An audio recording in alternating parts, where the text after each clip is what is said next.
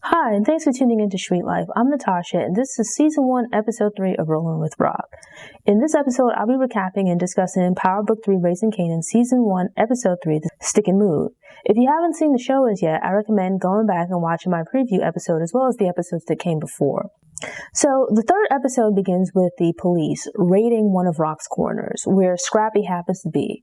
Scrappy takes off running, and Detective Howard runs after him. But as it's explained, this is a young man's game. First of all, I don't know why he was dressed in a suit. If you're out here trying to chase down some young drug dealers, I would think this is the day for you to dress down. Casual, whatever day it is, like put on some sneakers, you're going to do some running. But instead, he's dressed in a suit with an overcoat and like some hard bottom shoes. You didn't come prepared for the day, apparently. And he ends up getting left behind by Scrappy, like completely dusted. He's like breathing heavy, out of breath, whatnot. And this seems to be at least in part a carryover from the previous episode where the detective had met up with Unique and specified that, he kind of saw RAQ as being a bad look for the South Side. Her becoming involved with the drug trade was like the worst thing to happen for both the other hustlers as well as him and the police. She doesn't follow the rules, she does her own thing, and it causes problems for everyone else, right? Unique kind of had the same complaint, that his brother in High Post had an agreement in place, certain areas being off limits to both of them, but RAQ kind of doing things on her own without checking in with people created some hurt feelings and bad blood from Unique and the police, right? So they're both watching RAQ. It's kind of like the enemy of my enemy is a potential ally kind of situation where the two of them are seemingly working together. Not to say that Unique is necessarily snitching, but the detective has given RAQ a little bit of static, or at least her work is in this case a little bit of static, which Unique benefits from. So she's kind of like getting squeezed from both sides. Unique's being aggressive with her guys, her corners and whatnot. Now the police officer is raiding her corner. They'll probably be back out in the street in no time, but it disrupts the day, right? It messes up the money for the day. It creates a hassle, really. Meanwhile, RAQ is at home in her bedroom spending some quality time with Symphony. Right. And so they have like a cute little exchange where he drops a little bit more knowledge about construction. In this case, the history of concrete. Right. And even that she takes an interest in. But it's like a cute little exchange between the two of them. Right. At this point, it seems like they probably spent some time together. They're quite comfortable with each other. And it's a little bit surprising, right, that he's over at her house because Kanan lives there. But not just that, it's like also the business that she's into, but then again, maybe she keeps her work life separate from her personal life. So him coming into the house, there's no real odds of him seeing anything around the house that he shouldn't see. But by this point, D-Wiz's funeral has passed and we see Kanan is in his room looking at the program. He's getting dressed for school, but moving a bit slowly, right? He's mourning the loss of his friend. In his eyes, in his time of need, this was his friend that stepped in and helped him out. And for him to die in such a way was probably devastating for him. So here he is getting dressed for school. His room's a bit of a mess. There's like clothes all over the floor, clothes hanging out of what looks to be his laundry basket, just messy, right? But another thing is that looking around the room, you notice there's like astronomy stuff. So far, you haven't really heard Kanan express any interest in this stuff, right? It looks like RAQ probably put that stuff up. Like she likes astronomy. She likes the stars and whatnot. But yet still, it's like another little nice touch in his room. Kanan is feeling a little bit down, right? Like he's sad about his friend's passing. And so he's taking his time getting dressed this morning, which leads to him meeting Symphony. Symphony needed to type something up, so RAQ let him use her computer to work on his paper. And while she was off in some other part of the house, apparently, Kanan returns from the kitchen with cereal and comes across Symphony sitting in this office in just his underwear. And I think like most people, if you happen to come across some random man that you don't know, just sitting in a room in your house, especially it's weird, right? Like you come across someone that shouldn't be there. You've never met them. They're like in your house. But for them to be in your underwear, I think like that'd be a real bold-faced criminal. But in this case, it's Symphony, right? Kanan doesn't know him. But it's like a guy that his mom is seeing, but they haven't met as yet. He knows about Kanan. Kanan doesn't know about him. So he's like, who is this random guy in my house sitting around with like just underwear on? It's a very awkward meeting. Not the best circumstances. It happens in part because RAQ seems to be under the impression that Kanan has already left for school, which I don't really understand, right? Like that kind of gives me pause. Like, madam, you're a drug dealer. I would think you should be more aware of your surroundings. It's only you and Kanan in the house. Usually the two of you live together. No one else lives here. It so happens that Symphony's over this day. Like, did he spend the night? Because at what point in time did he come in? Like, did he come in the middle of the night or something like that when Kanan was already in bed? Or did he come over like in the morning? So it's like, I would then ask a question like, how is your, I don't understand, right? Like, her room is right next to Kanan. Kanan is in his room getting dressed for school. They're right next to each other. I'm sure her room door was probably closed when her and, Symphony were carrying on. But how are you not aware that he's still in the house from like a security and safety standpoint? Like in this case, you're a drug dealer. People might want to do you harm. You gotta be unique and stuff. How is it that your son is walking around in the house? You're walking around in the house. The two of you seemingly come up the steps, or I don't know, maybe like she came from the bathroom or something like that.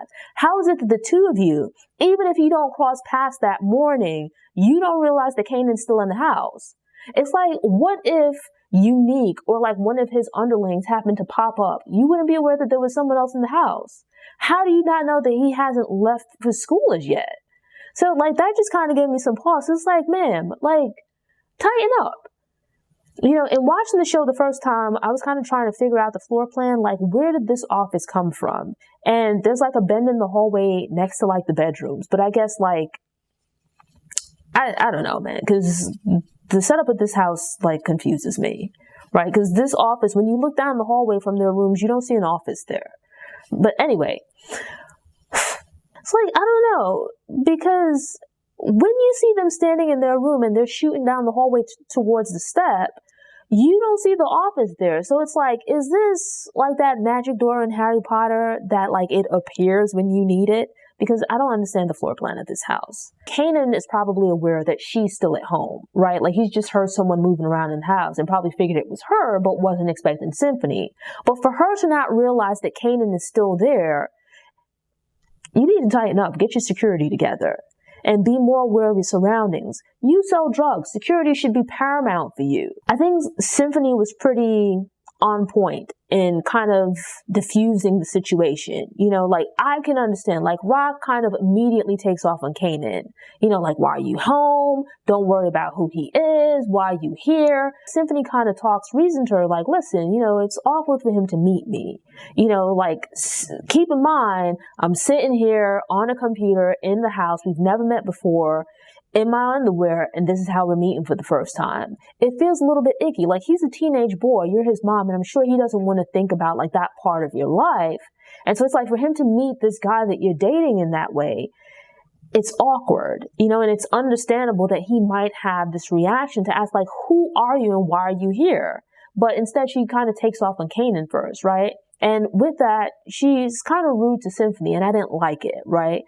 Because he didn't do anything. Like, I could understand her being a little bit annoyed by Kanan because it's like, why aren't you at school as yet?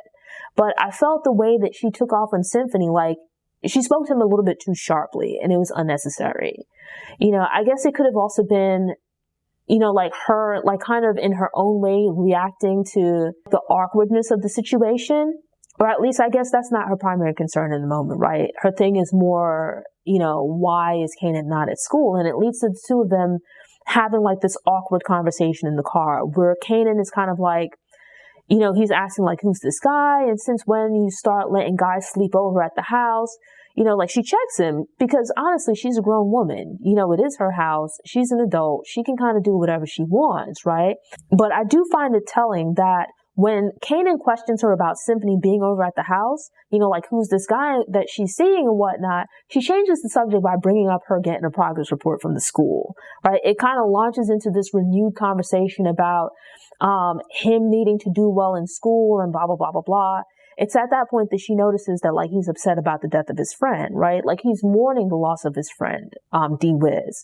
And this is why he's like running late for school. So she kind of takes a step back and gives him some grace, realizing like what's going on here is that he's probably kind of falling off in school a little bit and running behind this morning because he's upset. He's sad. And, so she kind of like takes a step back and softens her tone. she becomes more in tune with what he's dealing with. Though I did find it telling that of all things, she suggested that they go and spend time with D-Wiz's mom. I mean, it's the right thing to do because his friend passed away. And so the proper thing would be to go offer your condolences and whatnot, offer your sympathy to his mother, right? Spend a little bit of time with her and things. Kanan spoke to her the night that D was supposed to come over, but I found it kind of telling because RAQ set this kid up to be murdered, right? To then go to this woman's house and offer you sympathy, that's bold. It's audacious. You know, but then again, I understand why she had D-Wiz kids, so that's not the issue. But I also understand why she suggested it to Kanan. It might make him feel better, and it's also the right thing to do, you know, with regards to D-Wiz's mom. But, I don't know. So anyway, so RAQ meets up with Marvin and Lulu, and after having the corner raided, turns out their supply is running low. They need to re-up, but the connector is refusing to give them any more work until like he gets a chance to sit down and talk to RAQ. So it's just this thing of, over the course of the first 3 episodes, things are going really left for RAQ. And by proxy, her brothers, right? Not all of it is due to Kanan, though Kanan has helped to complicate things. So it's like, you know, she has static with Unique. She has static with Howard. You know, just people hounding her. And then now she has problems with the Connect.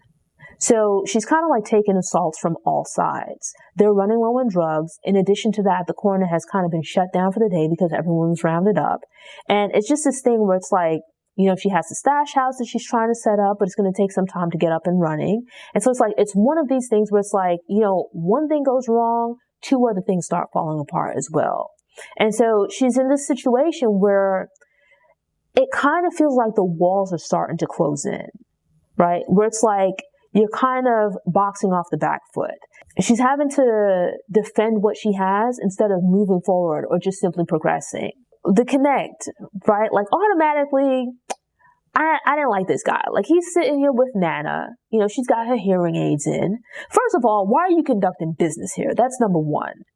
You know, Rob comes to see him. And he switches off her hearing aid. They're like at the senior center or nursing home or whatever, playing bingo. How's she supposed to hear the numbers? Pick somewhere else to conduct your business. Like the woman is playing bingo, you switch off a hearing aid. How is she supposed to hear these numbers? You know, but then again, it's like just these little things in the show. You know, it's like a drama. And you have like these heavy moments and whatnot. There's violence. But I like that they also drop in like these little comedic moments that help to balance things out. You know, like these little touches that help to feel the story feel more fleshed out and realistic. In this case, it's like, this is like such a random little detail to add, but incredibly funny, right? It's something that stands out. When you're watching the show, number one, of all places for you to be conducting your drug business is at like your Nana's senior center or nursing home. Then secondly, instead of you stepping outside to talk to RAQ, you turn off the woman's hearing aid in the middle of bingo. It's like and then he's not even like looking at her card or anything. But it turns out that the guy that plays, I think his name is Dean or something like that, the Connect. He was D'Angelo, I think, was it? Yeah, D'Angelo in my favorite TV series, The Wire. So I thought it was really cool to see him pop up here. You know, like I smiled when I saw him. After huffing and puffing that morning, Howard goes to the doctor and gets some bad news that he has leukemia and needs a bone marrow transplant as well as chemo. Doesn't have any family or anything like that. Doesn't have any kids. Parents are gone. So it's going to be a tough one for him to find someone to be a match. To be quite honest, I didn't really care for the Howard character, like right from the outset. I didn't mind a police officer being in the mix because I think it's reasonable, right, with them selling drugs, right? There's obviously going to be some around-the-way cop that's looking at them or investigating them. This is something that's going to be touched on at some point.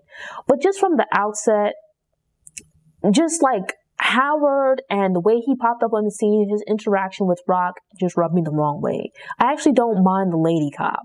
You know, she's fine. I like her more than Howard. He just, partly because of his demeanor, right? Like he just comes across like this trope that you see in a lot of recent TV shows with how police officers are portrayed. Like, you know, that one cop that doesn't follow the rules. They operate outside the law, does their own thing. It just feels tired, right?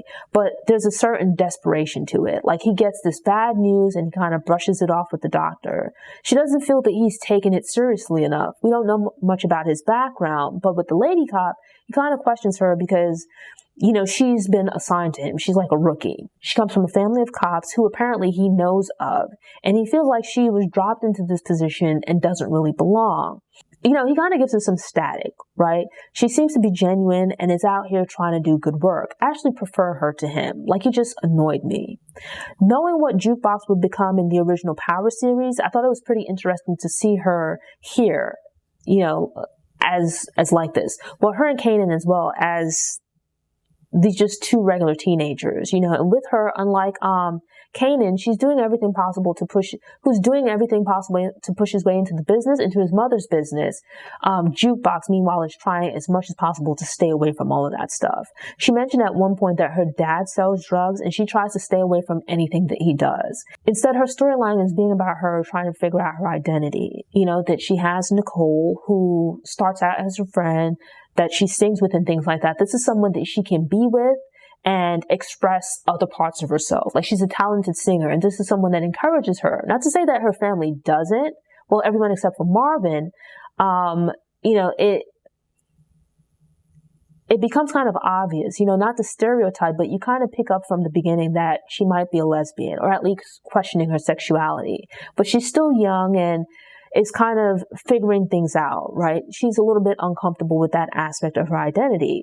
So I thought it was kind of nice to see her with Nicole. It's like a sweet, innocent relationship between two teenagers. The two of them are kind of feeling themselves out, feeling things out, figuring out, their identities and things like this. So it's kind of cool to see them around someone else that kind of gets them, where they can be themselves. They're learning and exploring, and I thought it was kind of refreshing. Like, so often with teens and stuff, they're portrayed like, you don't really see much of that, or at least not in this way. I like that touch, but at the same time, it gives you pause and it makes you wonder, like these are two nice kids.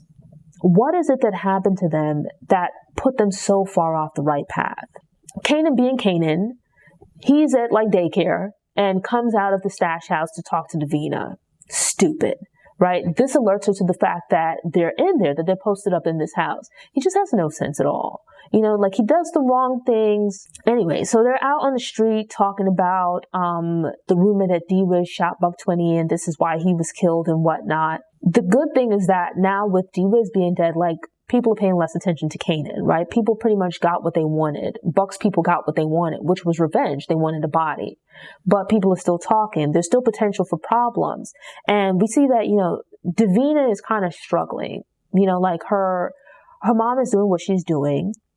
And whenever you see Davina pretty much outside of school, she's got this baby with her. So it's like, it's her sister, but her mom dropped like all responsibility for this kid.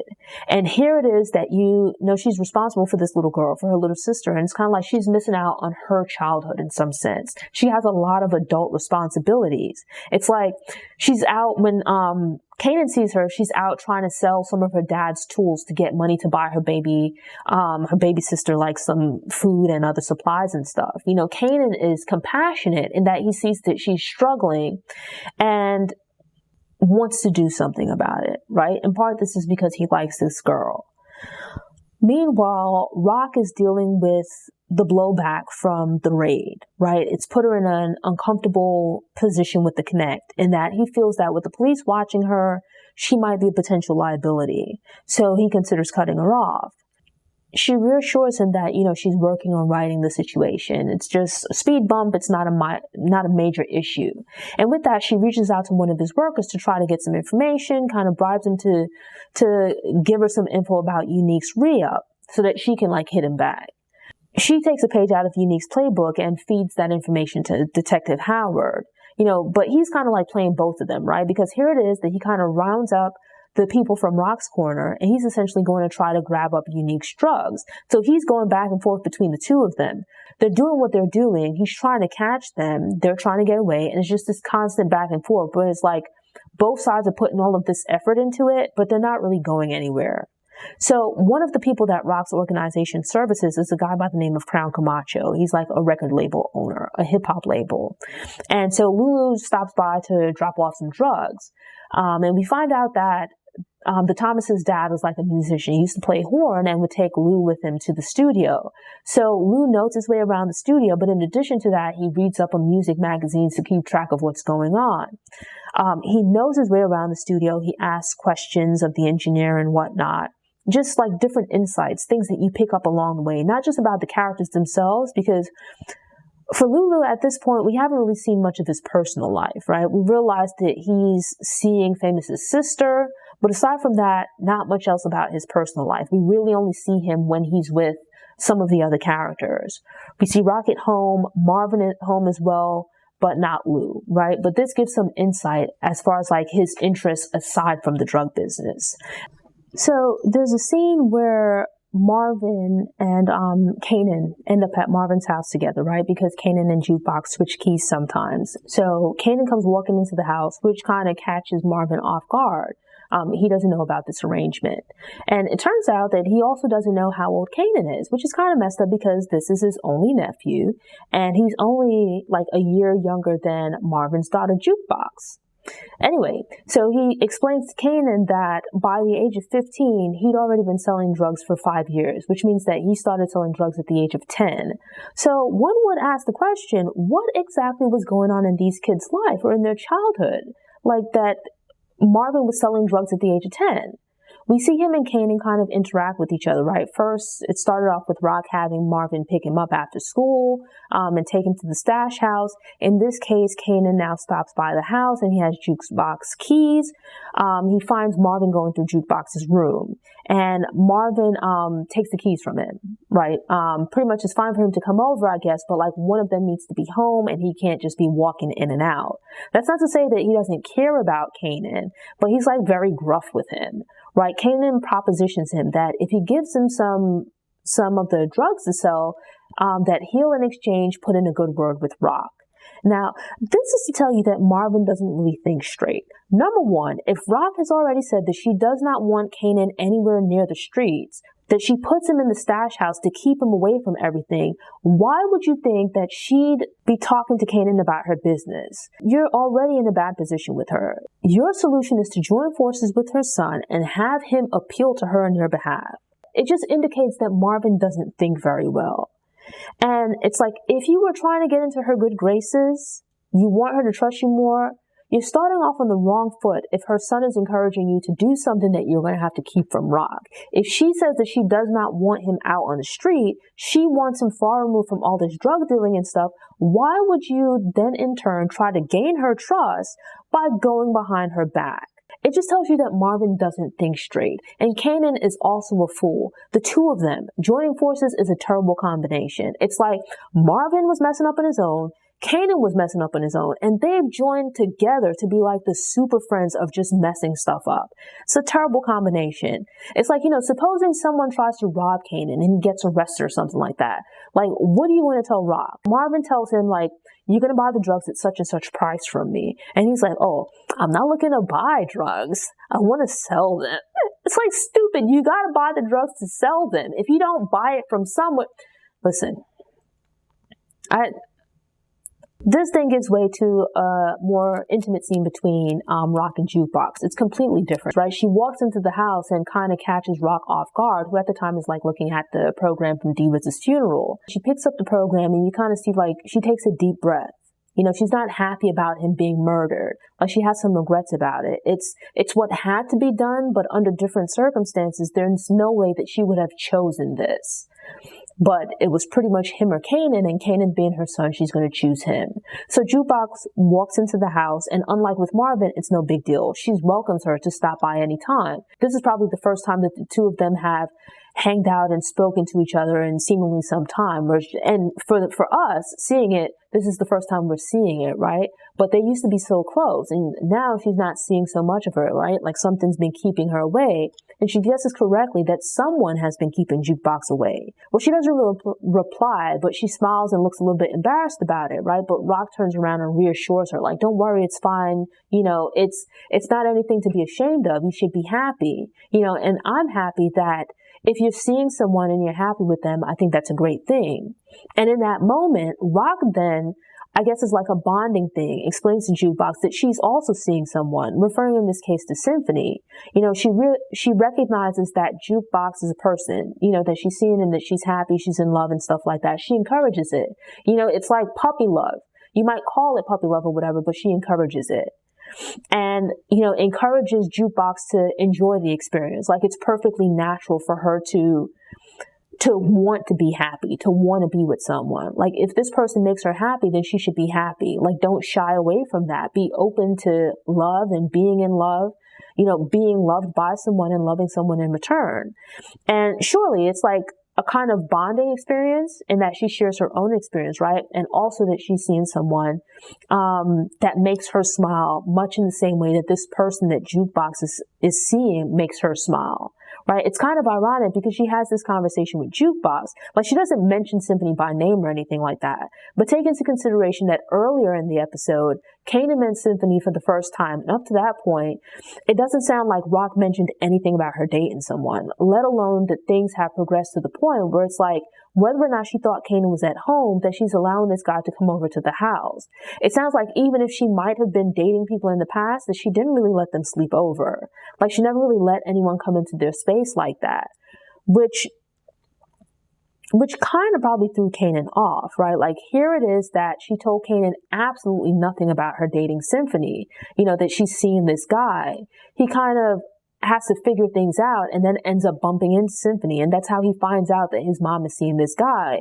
Whereas here it is that she's at least a bit more open with Jukebox. She doesn't give her like all of the details because it's not really necessary, but she openly talks about her relationship with Symphony, in that I think part of it is with them being like the females in the family. There's a certain openness between them, a closeness and intimacy between them, that although she loves Kanan and that's her son, you don't really see that with Kanan, or at least not at this point. You don't see that between her and her brothers either. It's like, even though she loves Kanan, he's her son.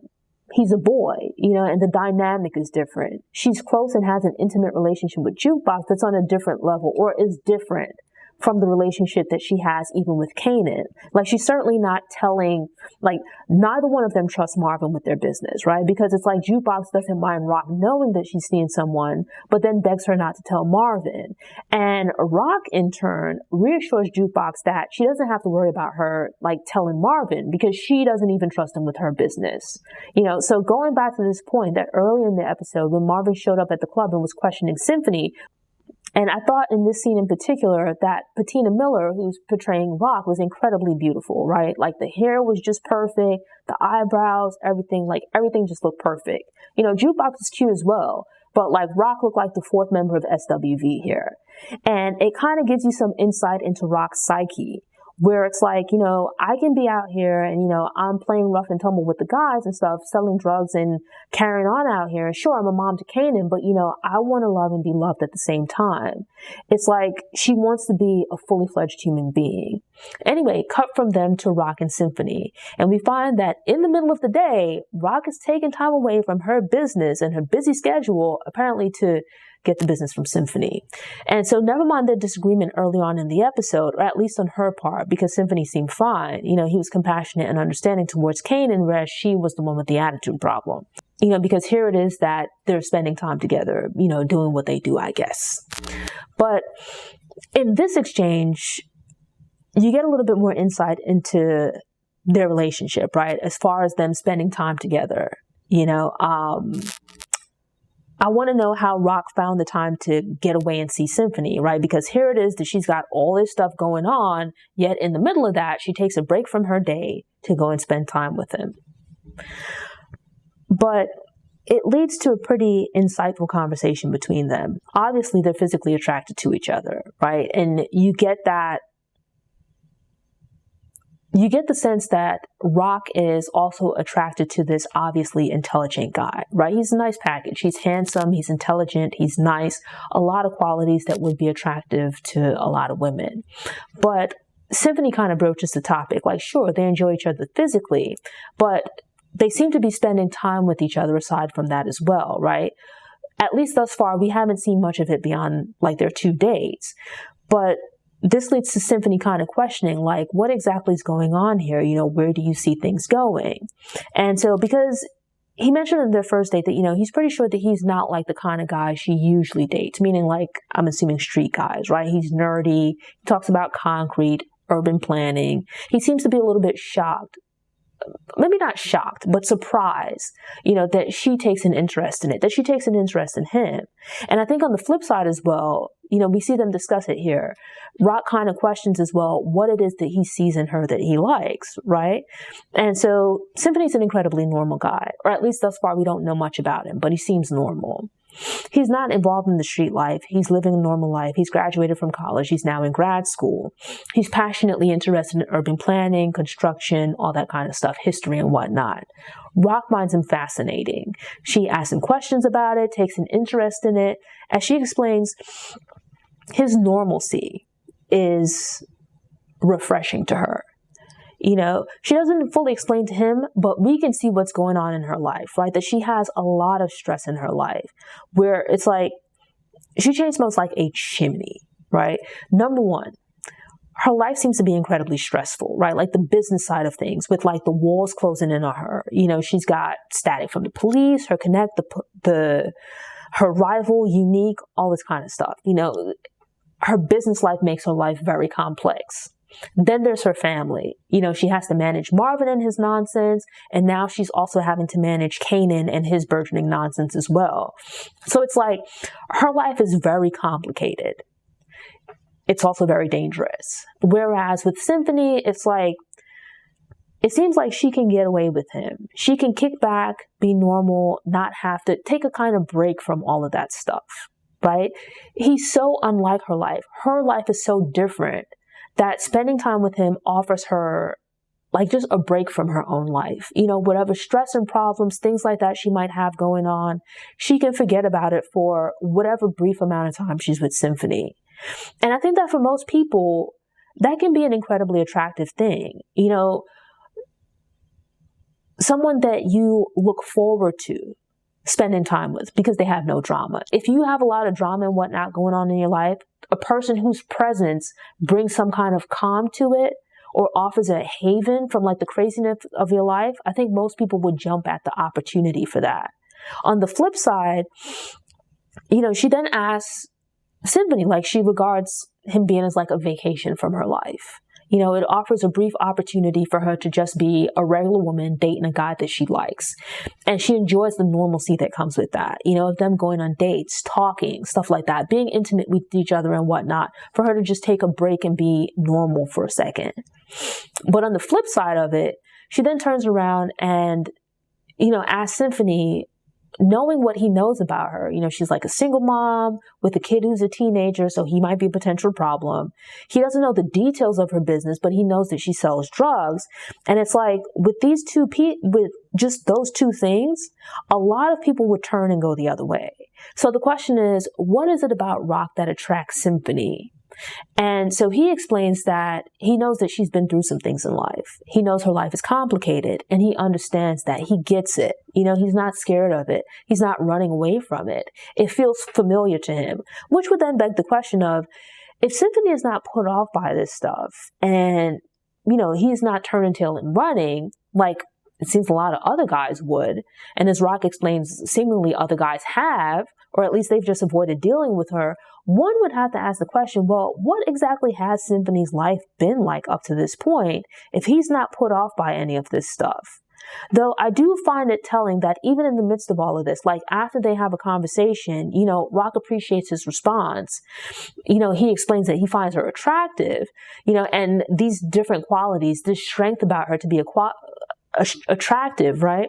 But they're from seemingly such different walks of life, or at least at this point in time, they're in such different places in their lives. They lead such different lives, that they each don't really get, they're curious to know what the other person sees in them. Like, what is it that's attracting this other person to them? And so I found it telling that in this conversation where Symphony explains what he finds attractive about RAQ, that he likes her strength, he understands she's been through things, he accepts all of that. She warns him that, all of that is fine and she appreciates it as long as he's not trying to save her from this. she knows what she's doing and whatnot. He might be a break for her, but she's not looking for him to take her away from it. And at the same time, I'm like, RAQ, girl, you see this drama in your life? Like, you go ahead and let that man save you. You know, nonsense. Unbeknownst to many of the characters, seemingly everyone outside of Lulu, RAQ is the one that set things in motion for Divas to be killed. Essentially, she ordered the hit on him, sent Lulu to carry out the job. But then she goes and sits down with this boy's mother, you know, held her hand, comforted her when she was the one that killed that boy. This is while sitting next to Kanan. So like Kanan and Divas' mom are here crying and stuff like that. RAQ is comforting them while dropping absolutely no tears. Like she's dealing with holding their hands, saying all the right stuff. But something that did stand out to me is that she said a prayer. It's like, I wouldn't have expected her to know the Bible. And I say this as a person that's not religious. That for all things that you can see, what would lead you to believe that RAQ's been in anybody's church at any time? But it's just like a little quirk, right? Just a little thing that I noticed and then filed away. But I did think it was kind of just like the smart move to make. But at the same time, I think it shows how calculating she is, where it's like she's very emotionally intelligent, right? She picks up on other people's feelings and emotions and knows how they might react. She understands how other people will feel in situations. But as we see here, like, she's not sharing their emotion, right? She's aware of their emotions. She's aware of the pain that they might feel, right? She's aware of what Kanan and Divas' mom feel, but she's not shedding any tears, right? She goes through the motions. She knows what needs to be said, what needs to be done, and that's about it, right? Divas wasn't her friend. That wasn't her son. So while she can have compassion for them in their grief, she doesn't share because she wasn't really close to him. It was her son's friend. And just an interesting little tidbit, right? Like her ability to do what needs to get done and then to move on from it. But that's not to say it doesn't affect her. 3 down and 7 more to go. So be sure to check back tomorrow and every day after that as I count down to Raising Kanan Season 2 premiere on August 14th. To ensure you don't miss any episodes, subscribe to the channel, click the notification bell, and check out my Rolling with RAQ playlist. Go ahead and click that thumbs up button if you like what you saw. Go ahead and share it on social media. More importantly, drop a comment and let me know what you think. Are you rolling with RAQ or someone else?